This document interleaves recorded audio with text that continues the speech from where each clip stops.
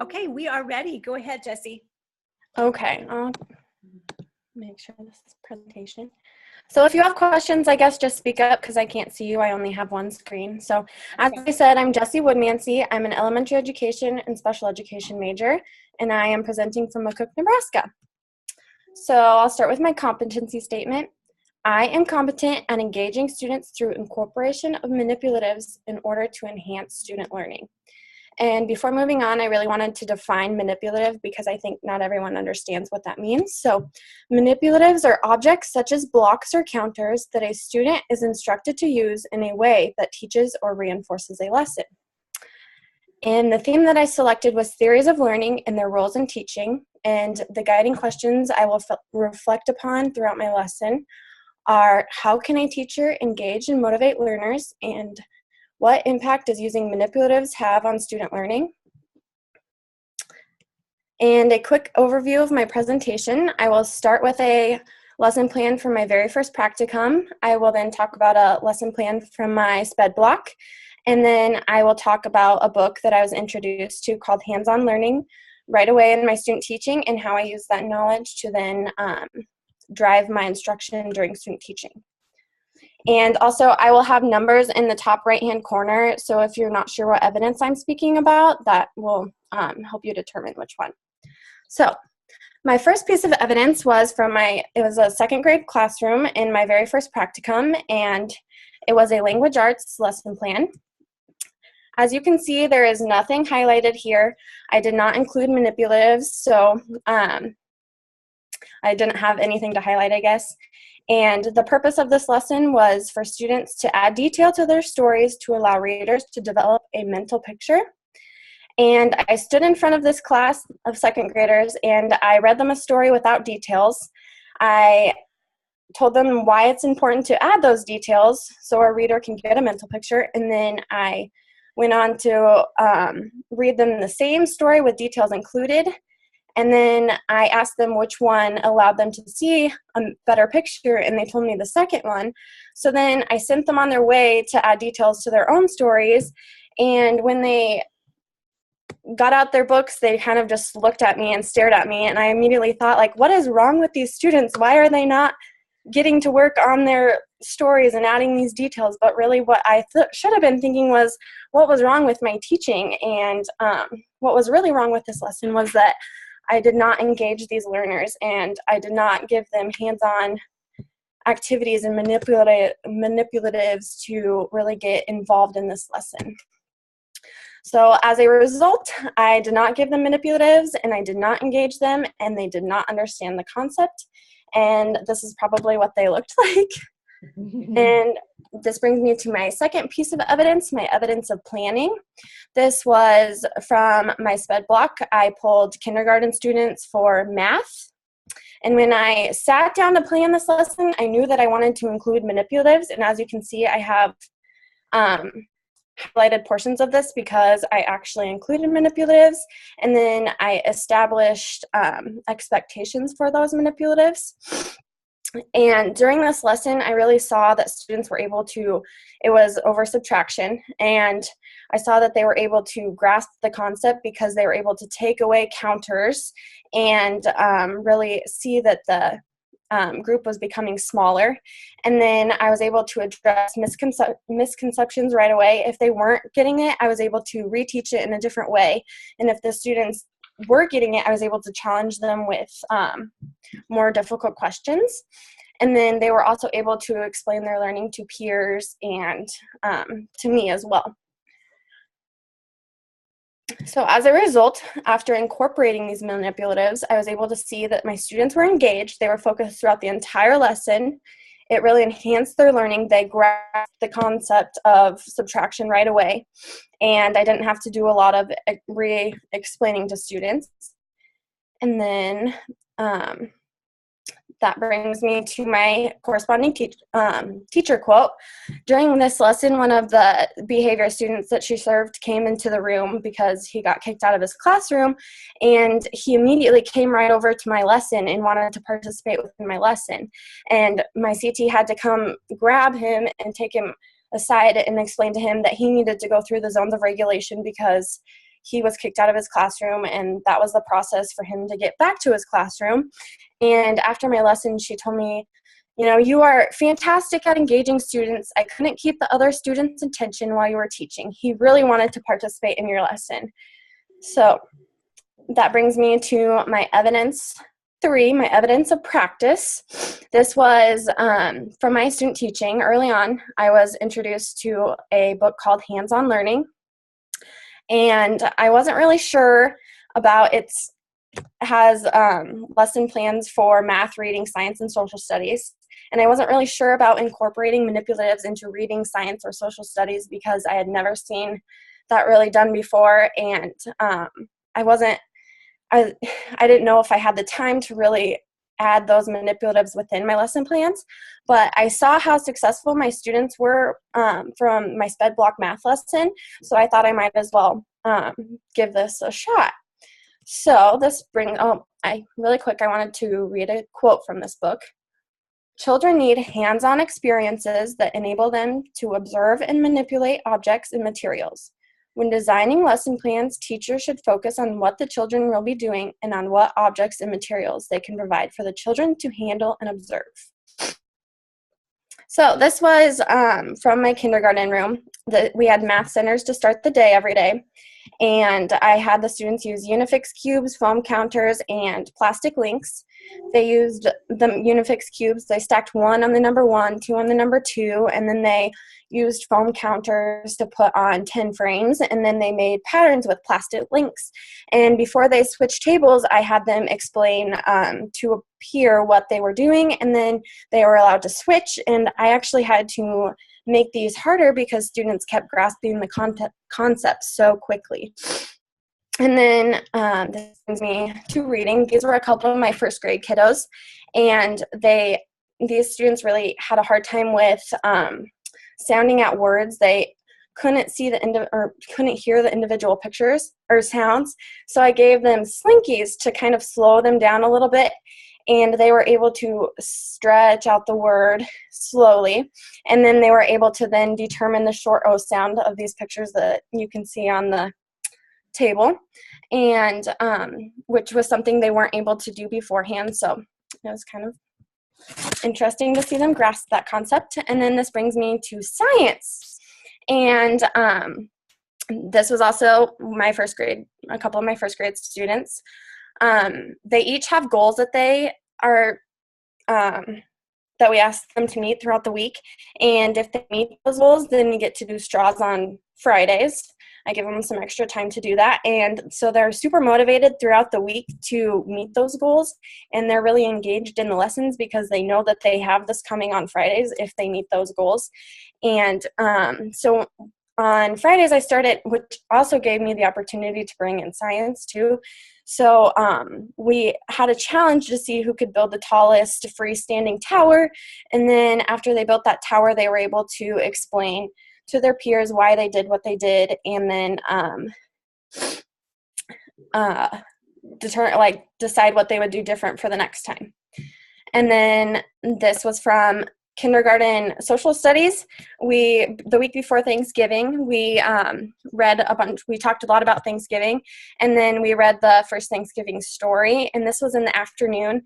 And in the afternoon, kindergarten students tend to kind of fade out a little bit, especially when you're reading to them. They kind of get a little bit tired. But during this story, they knew that they were going to be able to find beads, colored beads. So they were really paying attention to the story and waiting for me to pause and tell them what color of bead to grab. So there's a brown bead on here, and that one was for the Mayflower. And then there were 3 blue ones, and that was for the long journey across the ocean. And these students were then able to explain to their friends at recess what this cool bracelet was, and then go home and explain to their parents what each of these beads meant on their bracelet. So they were super engaged throughout this whole book, and then they got to even take their learning further. And then as a result, so I incorporated manipulatives across subjects, and I could see that my students were engaged, motivated, and focused. And it really allows the students to become the teacher because they get to explain to their friends and their peers, and their families And then it creates understanding of concepts. And I wanted to read this quote quickly. Tell me and I forget, teach me and I may remember, involve me and I learn, from Benjamin Franklin. And then quickly wrapping up my synthesis to answer my guiding questions. How can a teacher engage and motivate learners? I said providing students with manipulatives engages and motivates them, and teachers are able to make accommodations during learning. So right away you can see which students may need a little bit more explanation and which ones need more of a challenge. And then it allows the student to become the teacher. And anytime they get to explain to their peers or their parents, they love it. And if they know that they get to do that later, they really focus in. And what impact does manipulatives have on student learning? I said interaction with manipulatives creates understanding of concepts, and manipulatives keep students focused and enhance the learning. And the more students can pay attention to a concept, the more that they learn.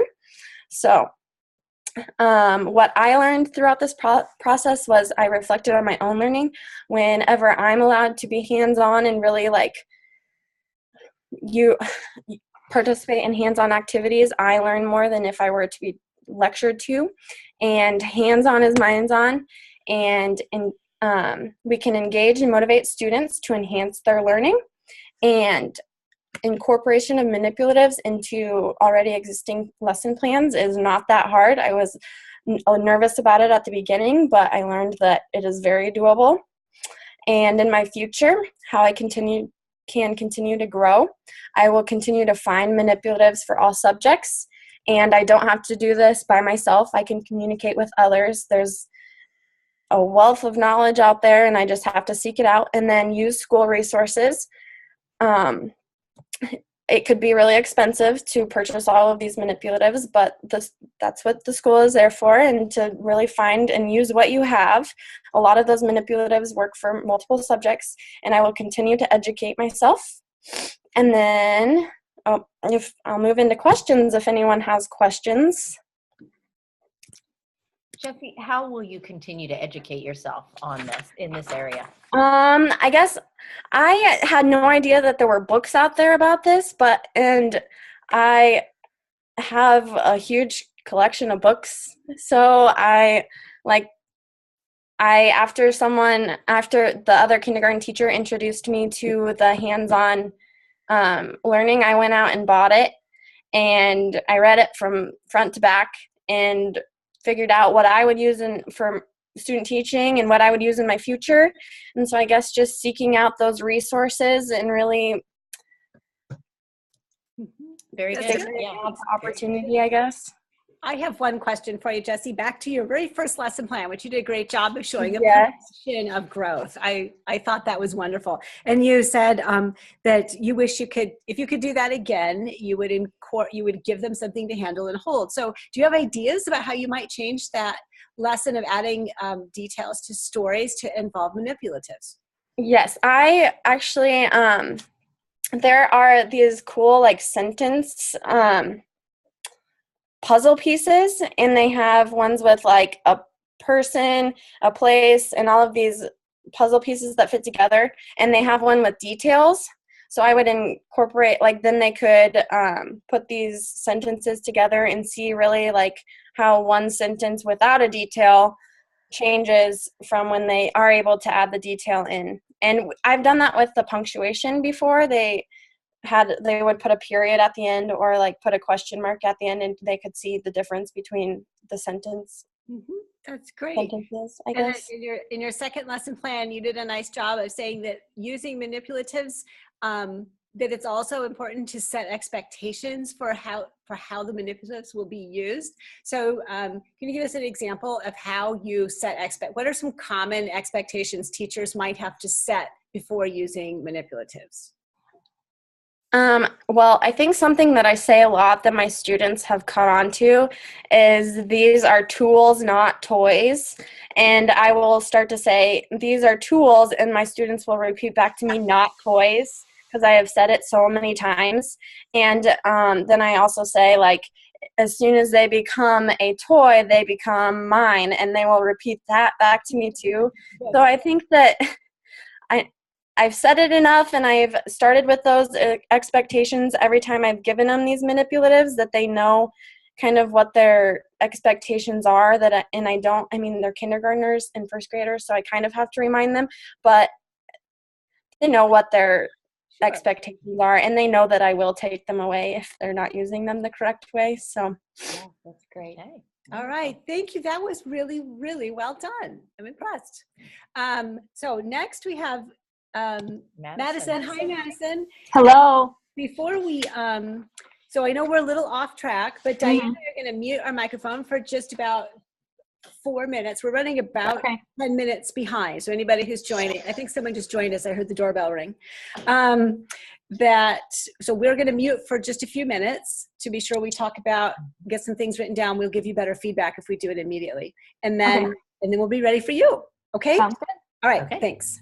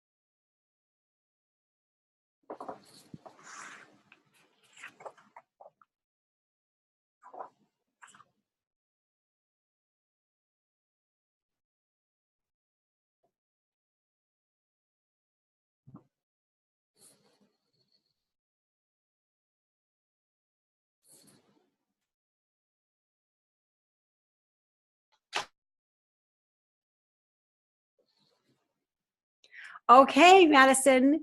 And we have a third evaluator for everybody. Here, I got to change my screen so we can, there we go. Okay. Could you remember to stop the recording and then start again so that it's a separate recording for each student? Okay.